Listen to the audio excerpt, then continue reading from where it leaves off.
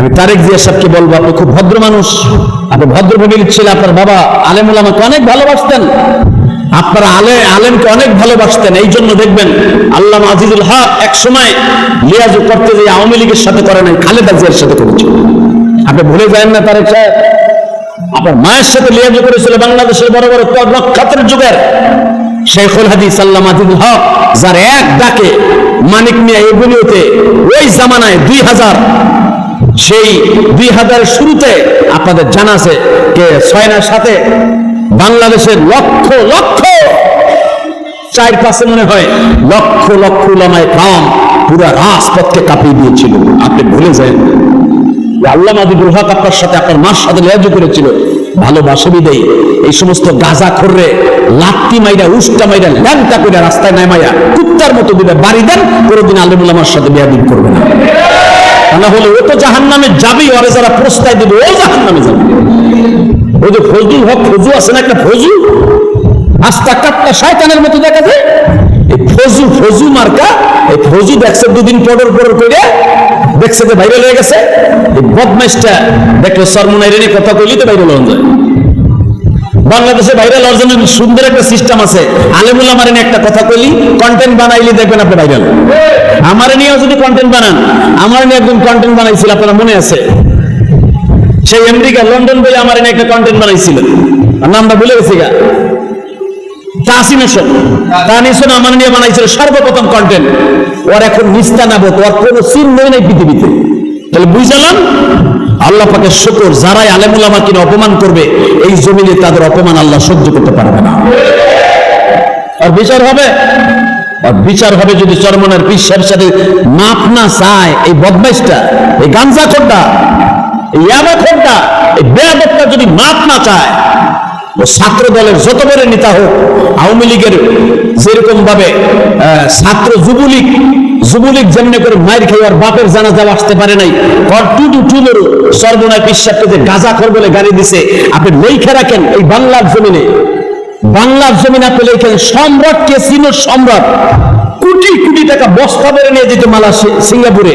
Casino সম্রাট casino যেখানে খেলতো, ক্যাসিনো মেরিনা শহরে, ওই জায়গা আমি দেখে আসছি। যে তারে টাকা সিঙ্গাপুর এয়ারপোর্ট থেকে আইনা দিত ডলার বস্তা 10 দানের বস্তা বইরা, সম্রাটে যেই মেরিনা শহরে যেখানে ক্যাসিনো খেলে ওই জায়গায় বস্তা ভরে টাকা দিয়ে আসতো।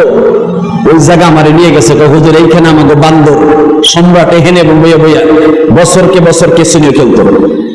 দেখে আসলাম আর ভাবলাম এখানে বিলিয়ন কোটি টাকার মালিক এখানে এসে ক্যাসিনো সব থইয়া বাংলাদেশে যার দেশে জায়গা এই অপদস্থ হয়ে গেছে, ধ্বংস হয়ে গেছে। তুইও ধ্বংস হয়ে যাবে, কথা জোরে বলেন, তুইও ধ্বংস হয়ে যাবে, তুই ধ্বংস হয়ে যাবি। রাজনীতি একটা জিনিস, আলেম ওলামার একটা জিনিস। আল্লাহ আমাদের হেদায়েত নসিব করুক, জোর করে আমিন, আরো জোর করে আমিন। যেই ছেলেটা বলছে মিথ্যা খায় গাঁজা খায়, পীর সাহেব চরমোনাই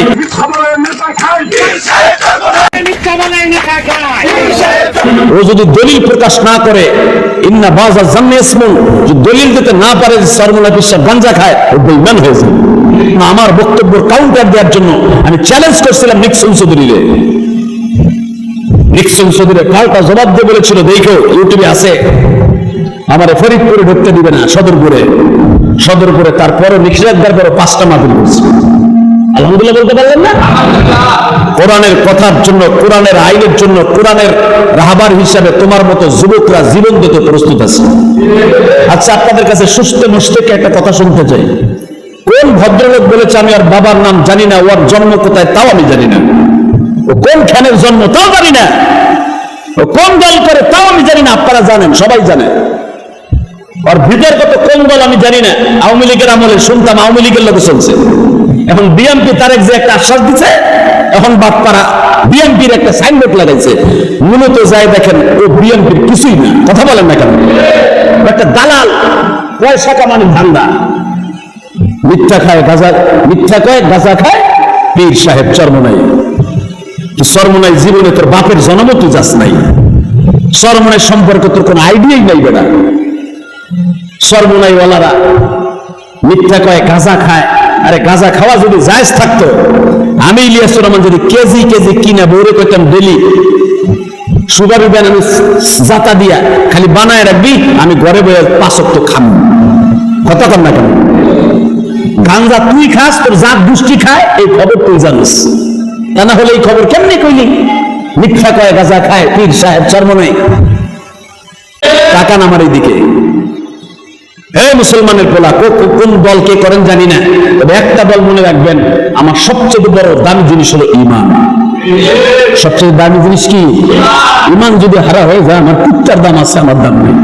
আমি ইলিয়াসুর রহমান জিহাদি পড়র কথা বলতেছি, আপনাদের নসিহত করতেছি, আমি 1 সেকেন্ডের ভিতরে ঈমান হারা হয়ে যেতে পারি। কথা বলেন না কেন? এমন কথা বলা যাবে না যে আমার ঈমান চলে যায়।